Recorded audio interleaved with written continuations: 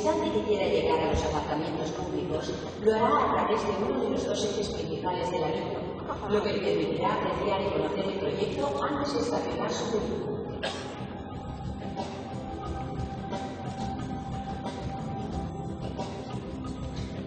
Está previsto construir 2 casinos en cada uno de los periodos que comprende el anillo, situándolos alternativamente en el interior y en el exterior.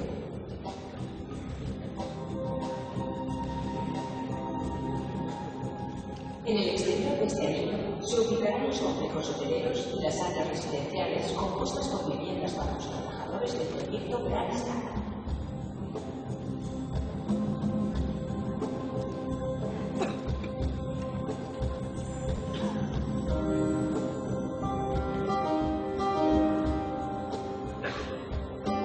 Reconociendo la importancia que el agua tiene como elemento vital, un parque acuático interior servirá de unión entre los estilos y las épocas, entre las sensaciones y las referencias visuales.